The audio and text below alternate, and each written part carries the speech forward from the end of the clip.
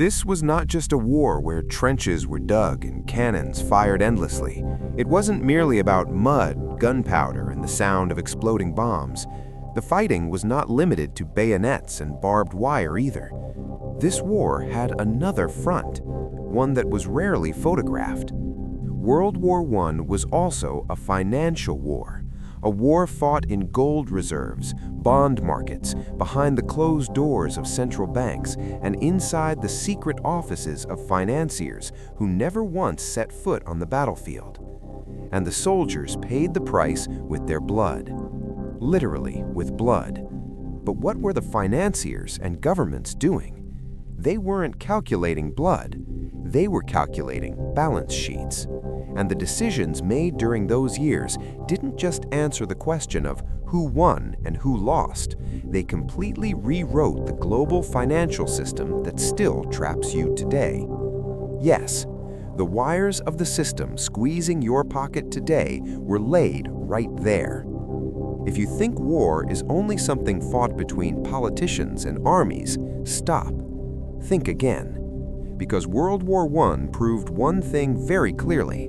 Money is a weapon, and one of the deadliest weapons ever invented. In 1914, Europe was already a full-blown powder keg. The fuse was short, tensions were high. National rivalries, colonial ambitions, and complex military alliances had turned the continent into a giant, paranoia-filled chessboard. Everyone was making moves, but no one was thinking about the outcome. Yet beneath all the grand speeches about honor, flags, and empire, there was a hard financial reality. A war on this scale was impossible without unimaginable amounts of money. And here is where the bitter truth emerges. The moment leaders chose war, they also chose debt. Every empire that sent its soldiers to the front simultaneously placed its people under an economic burden that would last for years. Still, at the beginning of the war, many governments were surprisingly relaxed. This will be short. Maybe it will be over by Christmas. They thought they could handle the money the old-fashioned way, with gold, with a little borrowing, and a little patriotic fundraising. But this pleasant illusion shattered within weeks, because the war was consuming money at a speed no one had imagined. In the summer of 1914, Europe's financial system still revolved around the gold standard. That meant governments were saying, "Bring paper money and we'll give you real gold in return." This system increased trust in currencies, but it had a serious side effect. Governments were constrained. Gold was limited. You couldn't print money endlessly. And if you did, public trust would collapse. Creditors' trust would collapse. Britain, France, and Germany all had significant gold reserves, but once millions of soldiers were mobilized and factories began producing weapons, costs skyrocketed. By late 1914, Germany was spending more than 10 million marks per day. Britain's daily war cost would soon reach £2.5 million. This is where mathematics stepped in, and mathematics is ruthless. They didn't have enough gold. So what did governments do? They suspended the rules. One by one, the great powers began abandoning the gold standard. They didn't announce it loudly, of course, but in practice, they accepted one thing. Money now stood not on gold, but on faith in the state. And at that moment, the moment the gold anchor snapped, one of the most important financial ruptures in modern history occurred. It showed this. What we thought was the real wealth of nations was not as solid as we believed. Money and power had been freed from metal. The steering wheel was now in the printing press, in credit, and in persuasion. And once governments tasted this freedom, they never went back. The financial war had truly begun. For Germany, the picture was clear. It was cut off from global capital markets, blockaded by the Royal Navy. There was only one option left: borrow from its own people. Berlin launched massive bond campaigns. Patriotism was used to the fullest. They were called war loans. You'll get it back after victory, they said. The propaganda was relentless. Heroic soldier posters, families called to sacrifice, and endless promises made to investors. Through this, Germany raised more than 100 billion marks in total. But this was a pyramid standing on hope. When defeat came, those bonds instantly turned into worthless pieces of paper.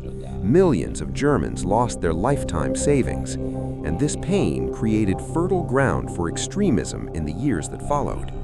That's how economic history works. It always leaves scars. Britain, however, had a major advantage. London, the world's financial center. Sterling was trusted.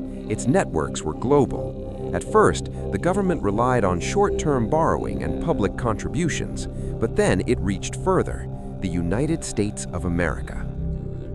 In 1914, America was officially neutral, but its bankers were alert. They smelled opportunity. Giants like J.P. Morgan and Company became the financial lifeline of Britain and France. Loans were arranged, weapons, food, and raw materials flowed. By the time America entered the war in 1917, Wall Street had already been in this war for years. This was not charity, it was power. American bankers made millions, and America itself emerged transformed. From a debtor nation, it became the world's creditor. From a financial follower, it evolved into a global leader. If you ask how the American century began, the answer is not in the trenches, but in the accounting books. If you think this war ended, you're mistaken, because the financial front was only heating up. This war was not just a monetary chess game between Germany, Britain, and America.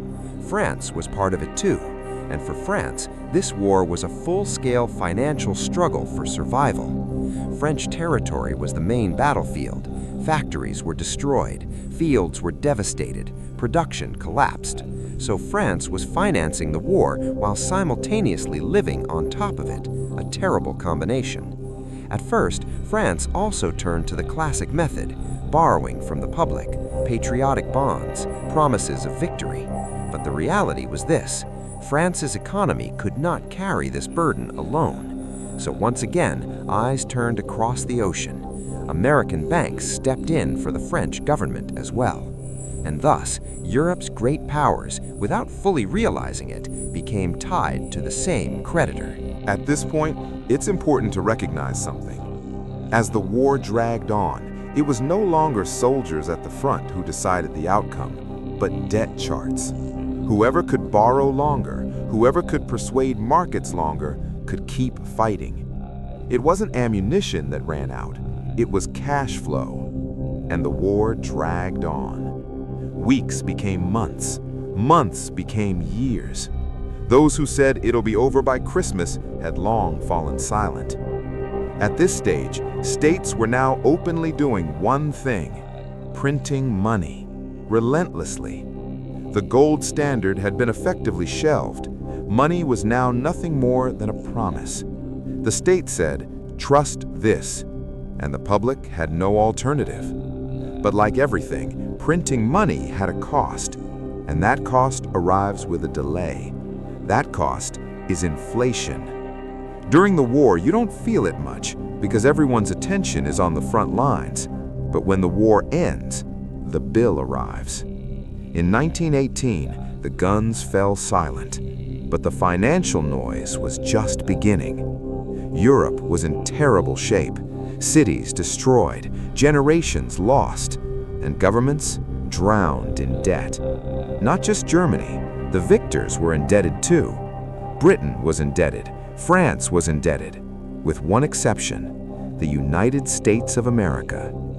America emerged from the war stronger. Its gold reserves had swollen, the dollar had strengthened, and the world had to accept one thing: the center of finance was shifting from London to New York. This was a silent revolution, but its impact was atomic. To rebuild the post-war order, the Treaty of Versailles was signed, and once again, finance took center stage. Germany was burdened with heavy war reparations. "You will pay," they said. But no one seriously asked one question: how?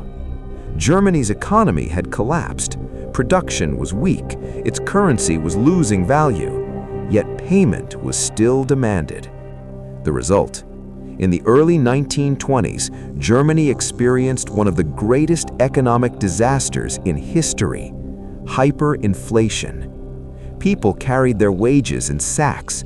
Stacks of banknotes were needed to buy a loaf of bread.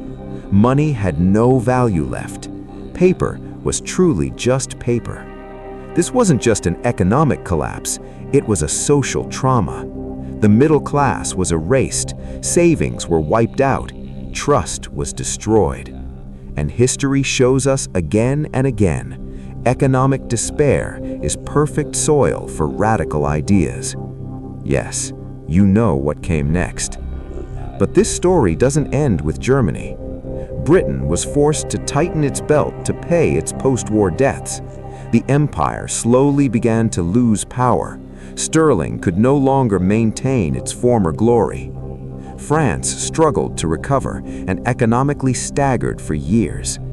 Meanwhile, what was America doing? Collecting debts.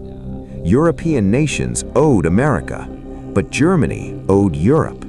And thus a strange but real cycle emerged. Credit from American banks to Germany, reparations from Germany, France and Britain, payments back to America. Money was circulating, but risk was accumulating. This fragile system collapsed with a single shock in 1929. The Great Depression erupted. Credit froze, the chain broke, and the financial foundations laid during World War I paved the way for a second, even greater catastrophe.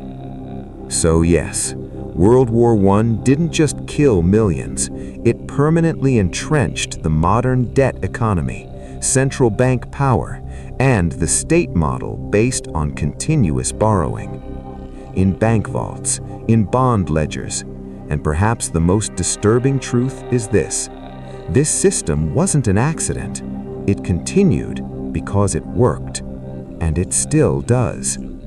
If you're wondering why states are so deeply indebted today, why printing money is considered normal, why crises seem never-ending, click the video that appears in the top right corner of the screen, because a large part of the answer is in that video.